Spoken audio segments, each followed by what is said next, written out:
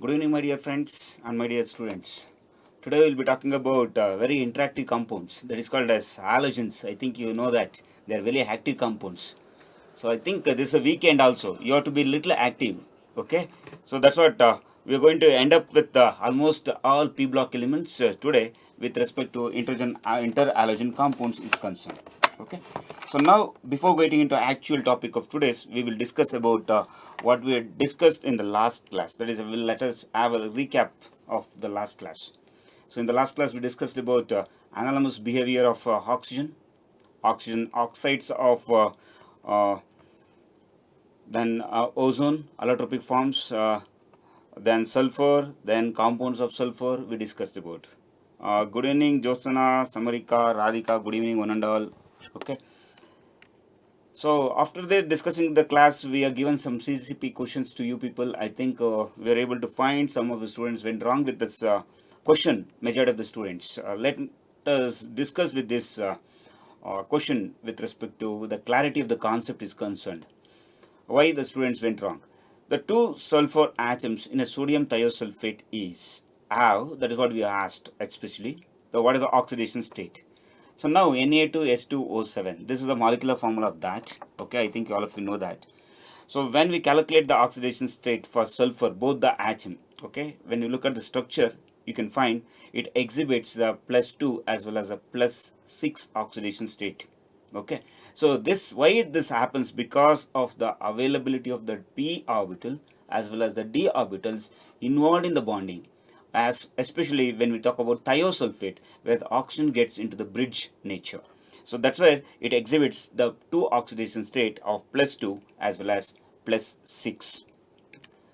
Okay, let us talk about today's the goal for the day. So we will be talking about especially the introduction to halogen group, that is group number 17. Okay, so which is the last part of your periodic table, excluding your what we call as noble gases. So then we'll be talking about the general proper characteristics of group 17. So then chemical properties of what we called as the group 17 we will be talking about, and abnormal behavior of fluorine. So we will discuss. Later we discuss about other elements of this group like chlorine, bromine and iodine. So what is their applications? Okay, how they are prepared and what are the chemical properties of them. So later we will be talking about a very interesting concept today, that is called as interhalogen compounds. So interhalogen compounds is a special compounds, okay, where you can find lot of application from them. So today we will be talking about those compounds which finds more important in medical applications is concerned. Let us discuss the introduction to the halogens. I think you all of you know the halogens is a 17 group elements, so which are next to your noble gases. That indicates they are highly reactive in nature because they can easily accept one electron as its electronic configuration goes as ns2 to np5. So that makes them to get one electron and they makes more stable electronic configuration. Okay, so the first if you look at the image what I'm showing over here is that is the cryogenic fluorine. That is the what is cryogenic means low temperature. The fluorine is a gas, so we have to freeze that. That's why so I use the word cryogen. That is the fluorine which is having atomic number 9. Okay, the symbol which I shown in the bracket, that is parenthesis F. And the next one which you see, the chlorine, which is the liquid one. Okay, so that is having atomic number 17. Okay, and the symbol, as you all of you know, that it goes as Cl. And the bromine, which is once again a liquid at room temperature. Okay, the first two are cool to lower temperature, that's why you get a liquid of them.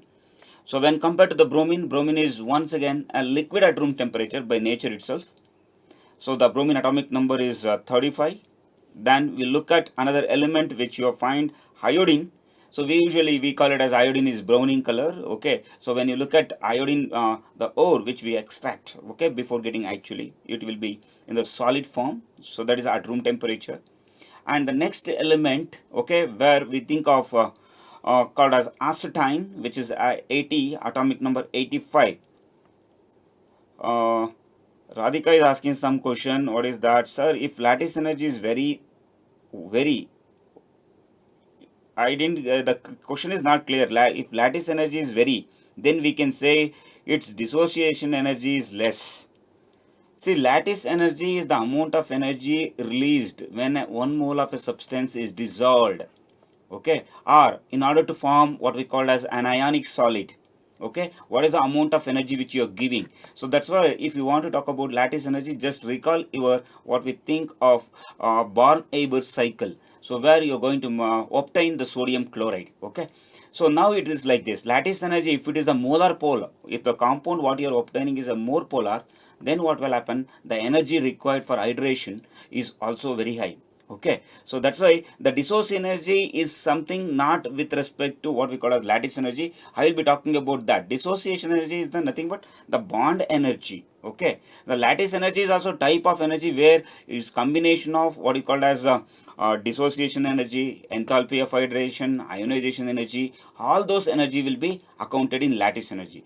Dissociation energy is just because of the two atoms which are associated together with a kind of a bond, whether it may covalent bond, it may be coordinate covalent bond, or it may be ionic bond, it may be hydrogen bond. So any of these bonds. So that is where we talk about. Suppose if I talk about the dissociation energy of fluorine, which is very high because the small atomic size is very small. So that makes a difference between lattice energy and the dissociation energy. Okay, I think you got a clarity. Okay, good evening, Deepak Shama. Okay, next I think you're wondering the another element which I'm shown. So this is the new element which is named in 2017. Okay, so this is earlier this is called as 11-heptane. That is 11-heptane. That is where, so this is comes under 117. Okay, atomic number. So now that is the named as tennessine. This is the radioactive element, okay, obtained after the decay of your what we call as a polonium. Okay, this is one of the latest element which is identified in the same group. Austenite is also a radioactive element which was earlier identified, very well known. Whereas when it comes to tennessine, so this is the new element which is identified. Okay, so but radioactive element we cannot show any of this what we called as pictures for them. So that's the reason I didn't get any of those images. So that's the reason I'm not showing any images for them. Okay, so now coming back to the properties of this, when we think of the properties, you can find n number of properties of these elements. So that's where I will be talking about the two important properties. One is called as the physical property and another is called as the chemical property of these elements. So coming to the physical property, halogens are diatomic covalent molecules. So that is very important. Halogens are diatomic covalent molecules. That's why they are represented as the F2.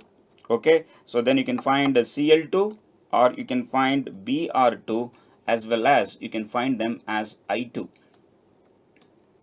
They exist. Okay, so now these diatomic molecules are non-polar in nature. That is what is very important, because exactly they undergo covalent bond formation. So that makes there is no partial charges developed on them. Okay, so that's the reason they are completely polar in nature and they are quite stable when compared to other elements of the 14 or 15 group of elements. So next, when we think of what is the next property which we look at in physical state is the atomic radii. When we think of atomic radii, all of you know that this is a general trend which similarly follows here also. So when we move from top to bottom of your periodic table, okay, you can find the elements top to bottom. What will happen? So anyone can discuss. The top to bottom, the size increases. So this is due to addition of the extra energy level to the each element, because atomic number increases. So that's why you can see top to bottom the size atomic radii increases. Okay, next when we think of what we called as across in the sense I cannot compare with the halogen. Okay, halogen I can compare with non-halogen elements. So that is what you can think of 14 group element, 15 group element, 16 group of elements. So the size of this, that is halogens, will be smaller when compared to any of these 14 group or 15 group or 16 group of elements, because we are moving across the period. Across the period, what happens? The added electron will enter to the same shell. So which makes effective nuclear charge more. So thereby what happens? Size shrinks. So thereby the ionization energy when we move from left to right of any particular element will increase, whereas in the case of top to bottom it decreases. I think all of you know very well that. So next is the bond energy. That is what I think Radhika has asked earlier. I was talking about the same thing. Now you think of your, so bond energy basically works with the distance between the bond. That's what if I take F to F, okay, or Cl to Cl, or if I take bromine to bromine, because they are all divalent covalent ions. So now if you look at, this is 1.42 angstrom. So when I think of chlorine to chlorine, this is 1.99 angstrom. So when I go for bromine, so this is becomes 2.28 angstrom. If I go for iodine, it will be little higher than this actually. That is where if I want to write that, that is what it goes like this. Iodine to iodine, it is nothing but 2.67 angstrom.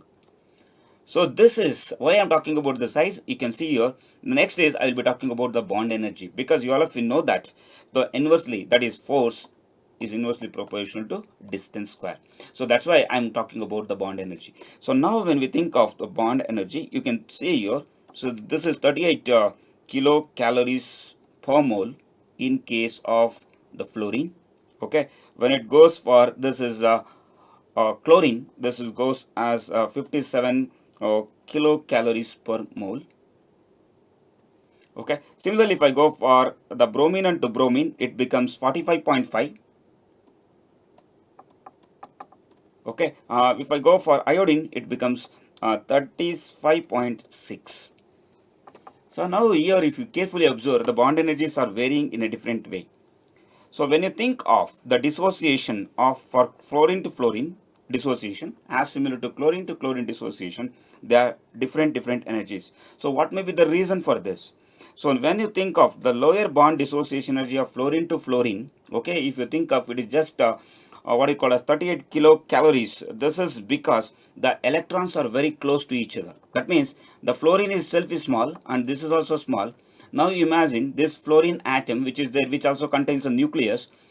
That nucleus will have a repulsion with another nucleus of the fluorine, and at the same time the electrons, because of more electronegativity, these two atoms come close together. So because of these, electrons will start repelling each other. That's why the molecule become unstable by itself.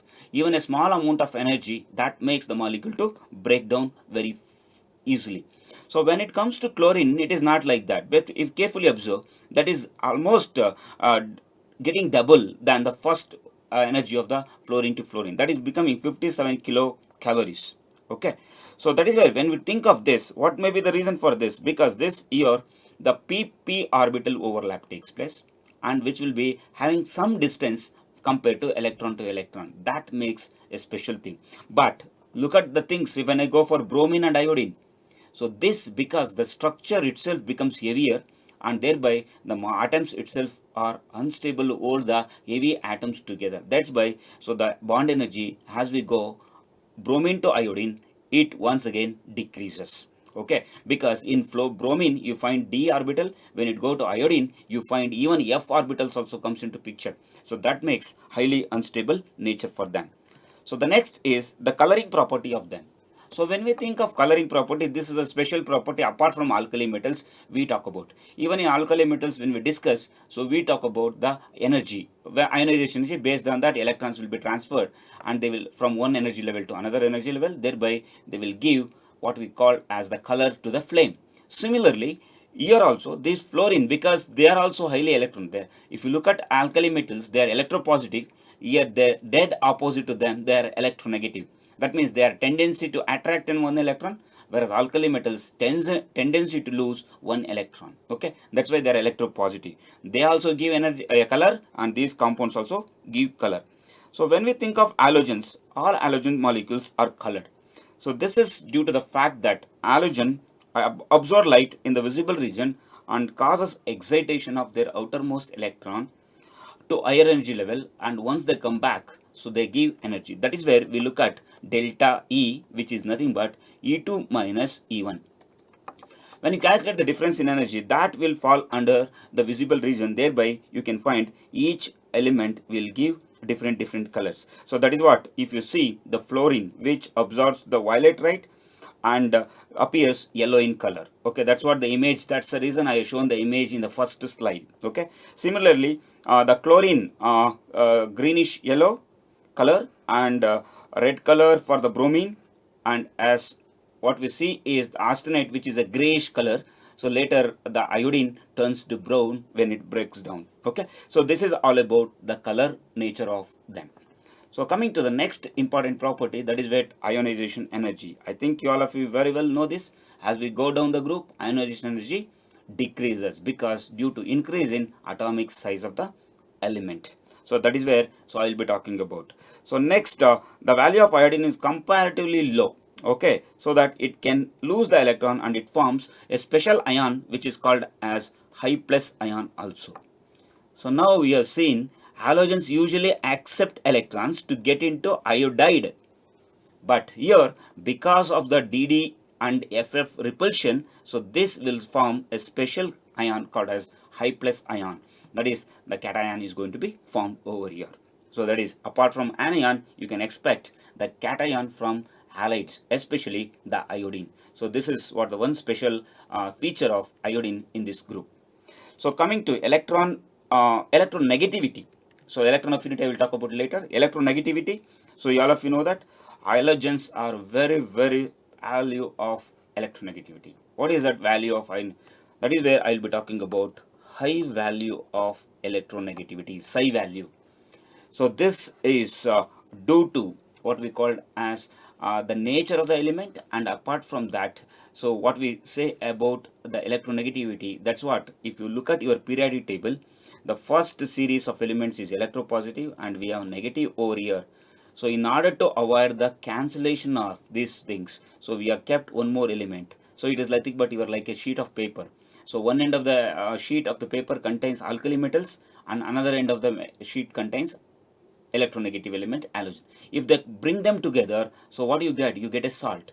So that's why we are going to place the 18 group elements, which is called as noble gases, which separates the high active elements to separately from the positive elements with respect to negative elements. Okay, so now we all of you know that once again the most electronegative atom of this group is the fluorine. As we go down the group, the electronegativity decreases. Okay, M. Jyotsana is talking about Cl higher electron affinity. Okay, I will talk about that. I mean, coming to the next point is that only. So after electronegativity, we have to discuss about electron affinity. So what is electron affinity? When we think of electron affinity, is the tendency of an atom to accept an electron to the outermost electron orbital, okay, or valence shell. So that is the called as electron affinity. Halogens have high electron affinity, where as we move down the group, the electron affinity decreases. So that is where. So why it decreases? Because of effective nuclear charge decreases. That's the reason. See, if the atom is small, so I can add one electron to this because the nucleus will have effective nuclear charge and it can hold. That's what the fluorine gets immediately into fluorine minus. But when you think of chlorine, yes, it do accept, because if you look at the size of the, this is atomic number is 17, that means 17 protons will be there in the nucleus, and apart from that, so you can find the 17 electron according to ns2 1s2 2s2 2p3. If you calculate like that, you will find. So now the inner orbitals of s and p will shield the outermost electron of p orbital. So now what will happen? The effective nuclear charge from the nucleus to the outermost electron is already less. If I try to add one more electron to that, definitely it is not easy to accept. That's the reason as we go down this group, the size keeps increases. It is very simple. A person is already unable to carry 10 kg. You are asking him to carry and you are loading him with another 20 kg or 10 kg extra. So how it is possible? The same thing here, because he is not able to handle the things. The new effective nuclear charge is unable to hold, thereby the atom cannot accept another electron to it. What is this? Jyotsana, your sir, answer my questions. What is that? Yes, Radhika is asking about lattice energy increases across the period. Okay, so lattice energy across the period, which you are talking about, I want to know whether you are talking about a covalent compound or whether you are talking about ionic compounds. So if you want to know ionic compounds, definitely Okay, if I take sodium chloride, if I take potassium chloride, so in all these cases, what will happen is you're going to get the energy, because what is ionic bonding? The complete transfer of one electron from the electropositive atom to an electronegative atom.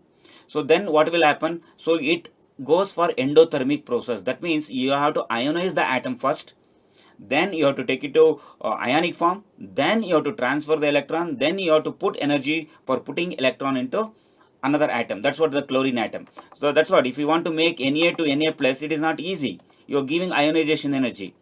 I hope Radhika is getting what I am talking about. So then it releases one electron. Now if I want to put this electron into chlorine, it is not so easy.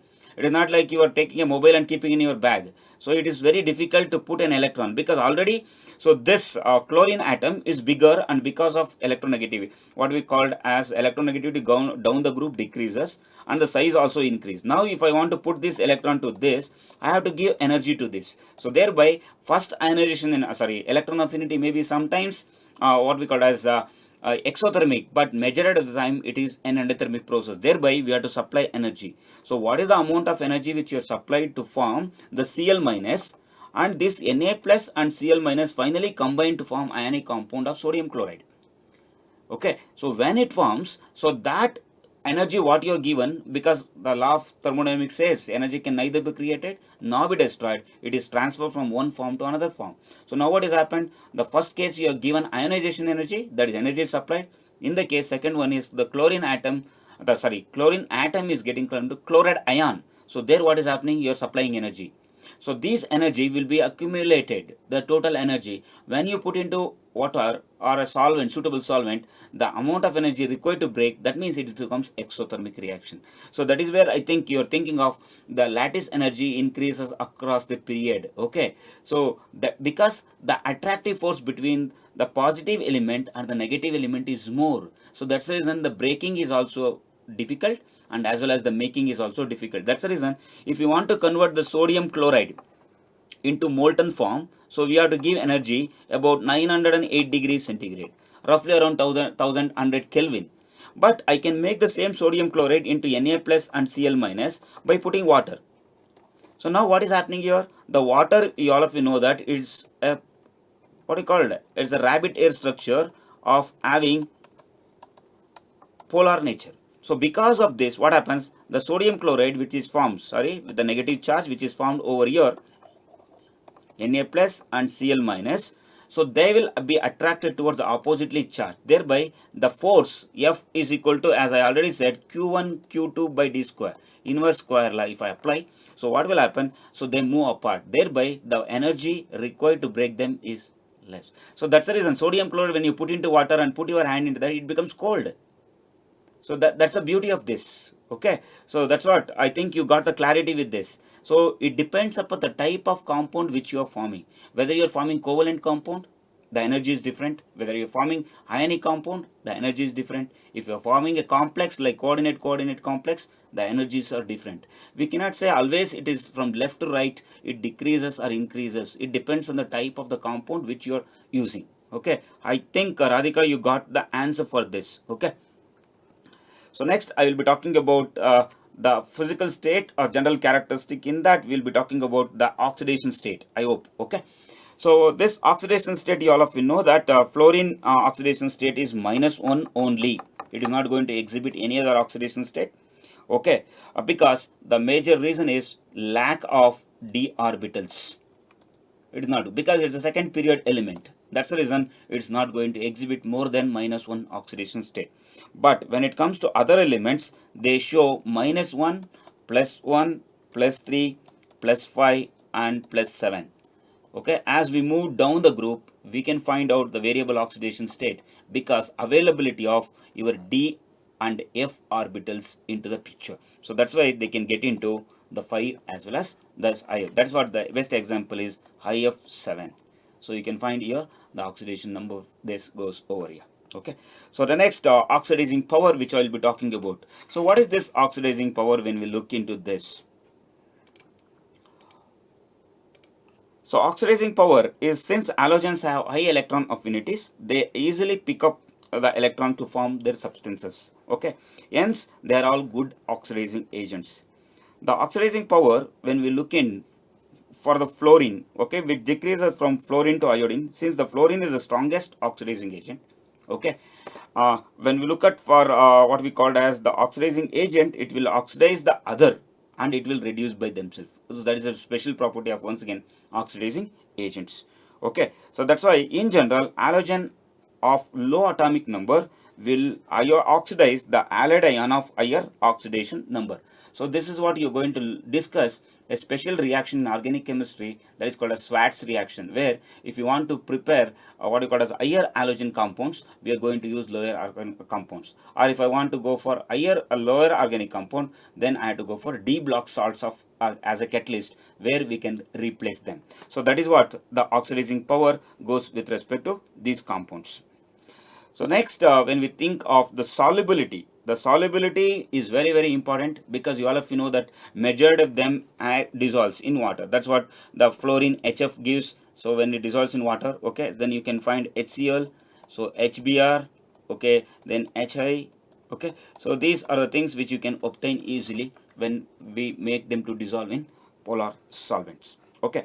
But being so, what we call as highly electronegative in nature, so they do not dissolve significantly in polar solvent like water. So there is, okay, even in order to form these compounds, so we have to apply energy for them. They are not going to dissolve easily, but they are going to dissolve easily in non-polar solvent like carbon disulfide, okay, or what we call as another component which we talk about, the CCl4 carbon tetrachloride, as well as what we called as the paraffins. Paraffins are nothing but, you all of you know that they are hydrocarbons, so which basically works, okay. So these are the basic things which will be dissolved, and they give a particular and special color to the solution. So that is due to formation of charge complex formation. Okay, so that is once again a very important. Next, coming to the properties of chemical reactivity, okay, you can find the reaction with water. That's what I'm talking about. They are good, what we call as chemical reactions will be shown with respect to water.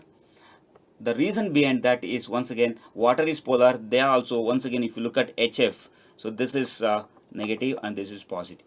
So because of the opposite charges, they pull each other, hence they're easy to break the bond and lowers the ionization energy for them, okay. So but when we think for this, when even the fluorine, even in the dark, okay, even you keep the water and the fluorine, okay, in a dark compartment also, they go for violent reaction. So whereas when we go down the group, the reactivity is not so extensive. The chlorine reacts very less, and even bromine reacts very less. When I go for iodine, that does not show a much reaction with respect to water. So when we think of combination, that is with respect to non-metals, that's what we can see over here. So especially with respect to sulfur, phosphorus, arsenic, okay. So the reactivity again decreases as we move down the group with respect to reaction of sulfur with the fluorine, or with the chlorine or bromine, any of the this one. But they do form certain compounds called as SF6, that is called as hexafluoride of sulfur, and tetrachloride of sulfur, that is HCl4 can be formed, and SBr2 can be formed. But once again, they are highly unstable molecules, okay. But when we look for the one special compound which we call as iodine, okay, which is not going to react with sulfur at all. Okay, M. Josana, what is this? Alkenes you are talking about. I didn't use the word alkenes. Okay, so sorry for that. I didn't use the alkenes word. I don't know what is the reason you are asking for alkenes. The electron affinity of Tamana is asking some question. The electron affinity of an atom or the molecule is defined as amount of energy released. That's what. Yes.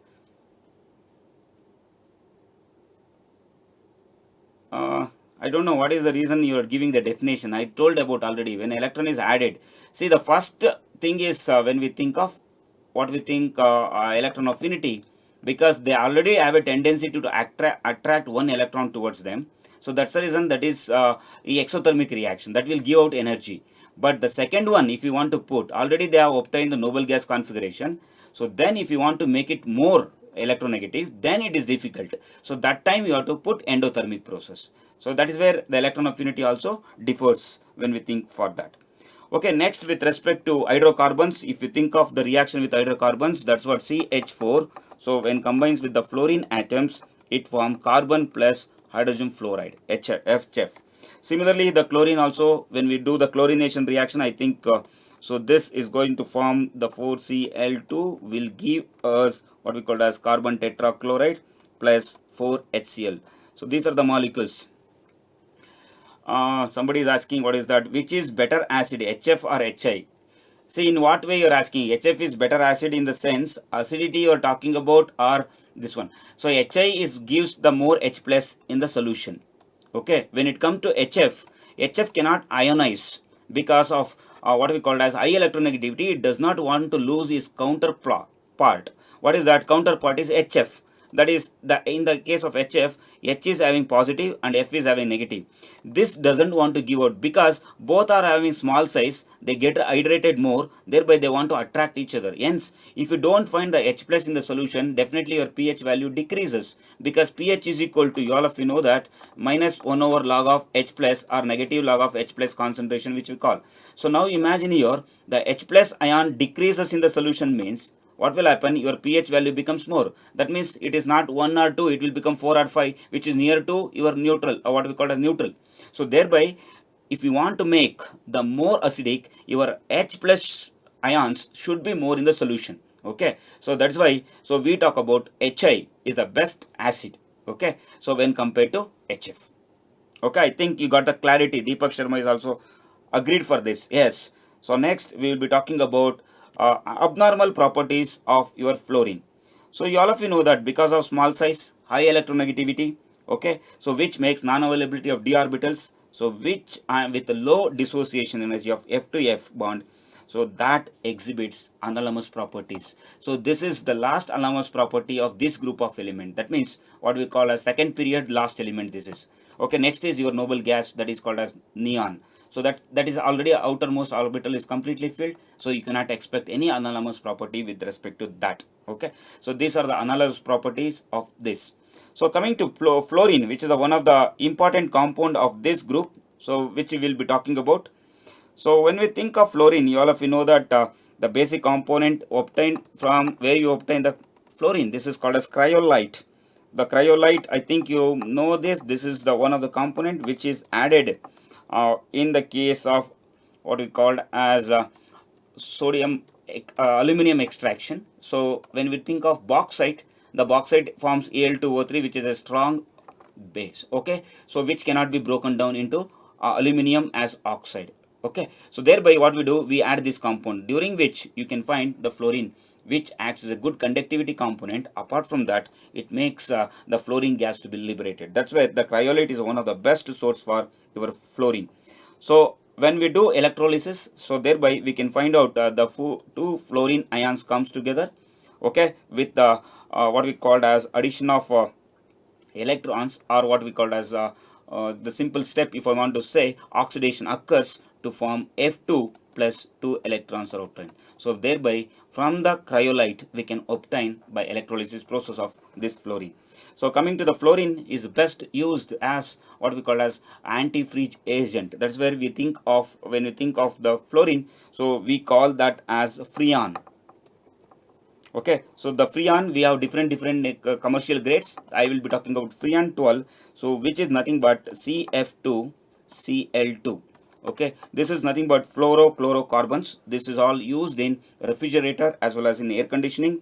Okay, instead of in earlier they used to use ammonia and sulfur dioxide because of their toxic effect. So these are also toxic actually, but I'm not saying these are all not toxic, but compared to them they are less. But it is non-toxic and what we call as the word which I'm sorry to use, non-flammable as well as inflammable compounds. So that's the reason these two are used. And coming to the use as a solvent, they are used as a solvent in the preparation of majority of the compounds called as DDT. Okay, and apart from that, many of the insecticides, so in order to prepare them, especially the gamexine, where we talk about the benzene with the 6 chlorine atom, which is one of the best insecticide, so where there this fluorine finds lot of applications, as well as non-stick wares, which we talk about Teflon. So Teflon also finds lot of application where we find CF2 double bond CF2. So this is used. This is where it finds a lot of applications. So coming to the chlorine, you all of you know that chlorine is obtained by cornlite, which is the source, major source for this. Seawater, so where it contains your compound called as magnesium chloride, KCl. So when we do what we call as electrolysis, we can find these elements.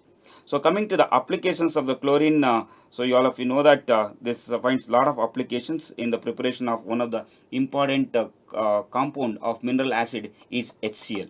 So where we find the chlorine, and apart from that, chlorine finds a lot of application in the permanent bleach. So in order to decolorize, so this is finds a lot of applications. Okay, so now we will move towards the last class previous contest winner, the Mansi. I congratulate Mansi to your one atom session accords to your account. Okay, today's contest question goes like this.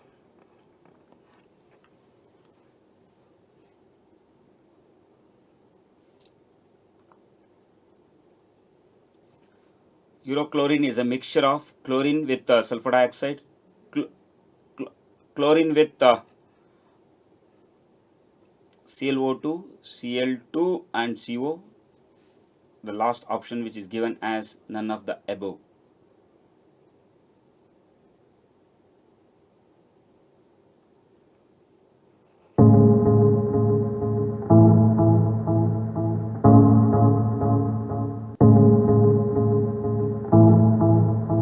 Okay, your time countdown starts now. So urochlorine, okay, this is a special component. Okay, so this how to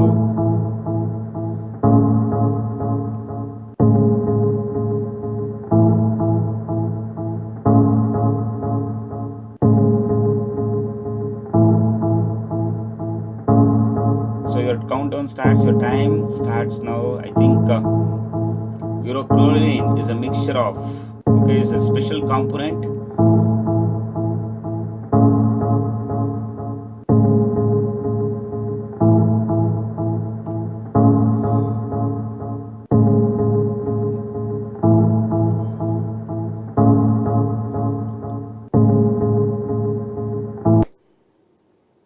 Okay, so your countdown, I'll start now. 5, 4, 3, 2, 1. I think you're done, all of you. Okay, so we'll move on to the next element, that is the bromine. Okay, bromine is found basically in the form of combined state, in the form along with the sodium, potassium as well as magnesium. So once again, so which is obtained with the help of carnallite. I think you know the carnallite is a major source for your chlorine. Along with that, it is just present about 0.12 0.01%, 0.01% to about 0.1% of bromine will be present in carnallite ore. So from doing electrolysis of process, we can able to get so this bromine. So when come to the application of this bromine, so bromine once again find as large applications. So this is earlier, this is used as one of the anti-knocking agent in the petrol. That's what called as tetraethyl lead. Okay, which is added for the leaded petrol in order to avoid what we call as knocking, and also in order to improve the efficiency of the fuel, because it's having its own problem. That's the reason later, so this found to be creating a problem in the environment. Later we gone for unleaded petrol. That is what we add MTBE or ETBE. Okay, methyl tertiary butyl ether or ethyl tertiary butyl ether. Before that, the leaded petrol where we are adding lead bromide, which were basically added into this, and it is also used as a good oxidizing agent. And in all bromination process, so this plays a very important role. The next component which I am going to talk about in this is the iodine. So I think iodine, you all of you know that, which is one of the best element which is used in the goiter, what we call as the thyroxine problem. Okay, so there it finds a lot of application. Coming to iodine is the rarest of all the halogens. Okay, it occurs only in the combined state, and its main source is the vary, that is called as kelp, KELP. Okay, where we can find VAREEE. So this is the another combination. So this ash obtained from burning the seaweeds will contain this compound, about 1% of iodine as iodides. Okay, along with your alkali metals like chill of saltpeter, which you all of you know that as sodium nitrate. okay, from which we can extract this iodine. So coming to the applications of iodine is concerned, or uses of iodine is concerned, it is largely used in the manufacturing of a tincture, which all of you observed.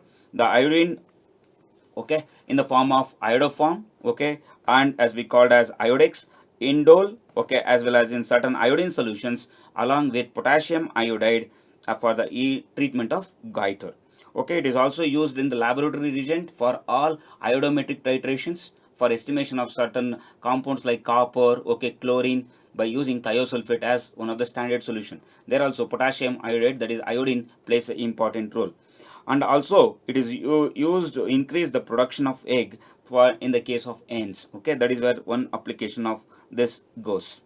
So the next we will be talking about what we called as oxyacids of halogens. When we think of oxyacids of halogens, so you can find n number of oxyacids, but I will be talking about only few. So that is where when you think of HClO, okay, where you can find the halogen oxidation state is +1.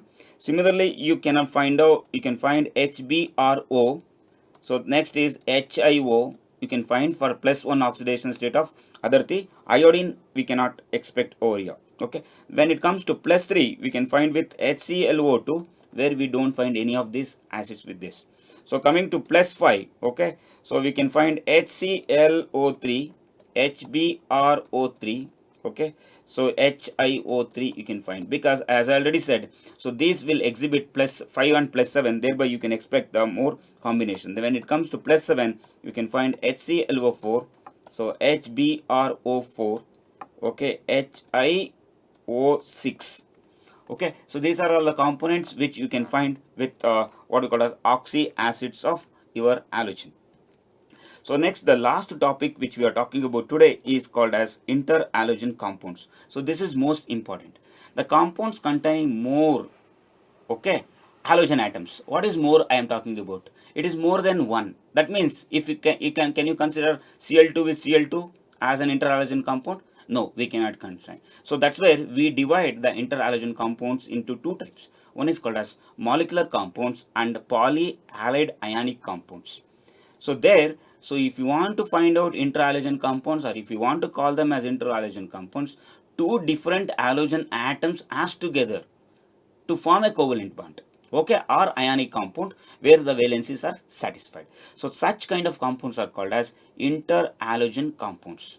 Now, how do you get this compound? Because the electronegativity difference between the two halogen atoms which interlinks with each other, because we know that the electronegativity difference means definitely we can expect what we call the kind of a covalent bond as well as a coordinate covalent bond. So that's the major thing. And apart from that, if you find a huge electronegativity difference between the fluorine and the iodine, then you can expect what we call as polyhalide ionic compounds. So let us discuss what is this molecular compounds of interhalogen compounds. So this goes like this. Okay, neutral molecules, if I talk about, okay, containing two or more halogen atoms. What is neutral here? Iodine and chlorine, because the size, if you think, okay, iodine and chlorine, one is very big and one is chlorine, where you can find, we are not thinking of the size here. Look at here, we are thinking of the d orbital availability. In chlorine also you can find d orbital as well as the iodine also. Thereby, the lone pair electron which are present when they go for bonding will be moved according to Weisser theory, VSEPR theory, to the least repulsion. Thereby, they can form stable components. Similarly, IF5 you can see, IF7 we can find. So these molecules give distorted octahedral structure and they will be more stable in the nature. Next, we can find another four types of molecular compounds where I have given AXN. So A is nothing but, you can look at in the bottom of the screen, A is the halogen of larger size and is called as the central atom. If A becomes smaller, okay, then automatically that is not called as a central matter atom. So other X becomes the central one. So where X is the smaller halogen, then it is more electronegative than A. So that is where you can find out if the AX compound, AX3 compound, AX5 compound and AX7 compounds. So these are the four different types of interhalogen compounds can be exhibited in the nature. One is CLF, where AX, that means you can see the central atom which you are seeing is the A, which is the bigger in size, where F is smaller. If you go like that, all those combination goes with respect to these 4 types of compounds. The coming to the next type of polyanionic. Okay, so that is where you can find the negatively charged as well as you can find the positively charged. That is cations as well as anionic interhalogen compounds can be exhibited. Once again, I use the same formula where A is what we call as the bigger size, that is called as the central atom.